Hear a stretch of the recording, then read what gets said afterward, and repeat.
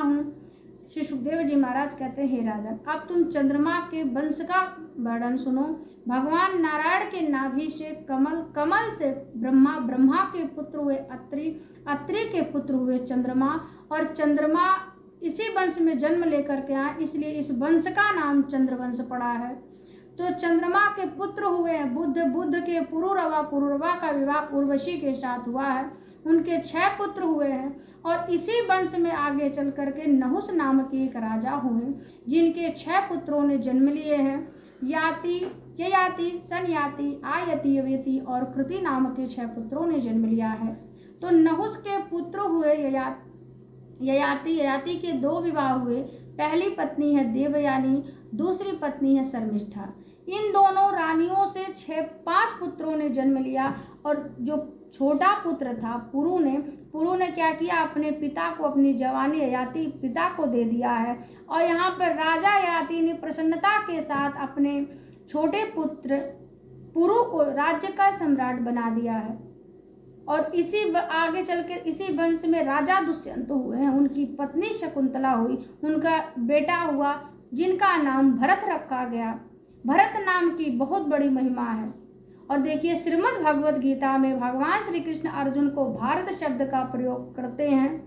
तो इन्हीं भरत के वंश में आगे चल करके राजा रंती देव हुए हैं। और पूर्व राजाओं के कर्मों का जो परिणाम है, राजा रंती देव के जीवन में ऐसा आया कि उनके राज्य में धरती सूख गई। और जब धरती सूख गई, सूखा पड़ गया, पूरी प्रजा भूख से तड़पने लगी। तो राजा रंती ने अपना जो धन था, खजाना था, सारी प्रजा में बंटवा दिए। और एक दिन ऐसा आया राजा रंती देव के जीवन में, एक दिन ऐसा आया कि राजा रंती देव का विशाल भंडार, अन्न का भंडारा का एक दाना भी नहीं बचा।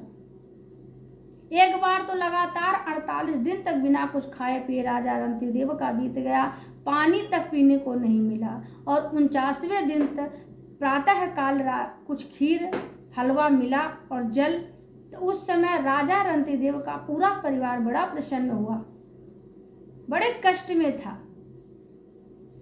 यह देख के जब हलवा खीर उनको मिलता है, खीर मिलता है, तो उनके परिवार बड़े प्रसन्न हो जाते हैं। और जैसे ही पूरे परिवार के साथ राजा रंती देव भोजन के लिए बैठते हैं, उसी समय कुत्तों के साथ राजा रंती देव के वहाँ एक अतिथि आता है। और जब एक अतिथि आता है और राजा रंती देव से बोला कि हे राजन, मैं और मेरे ये जो कुत्ते हैं बहुत दिनों से भूखे हैं, कुछ खाने पीने को नहीं मिला है।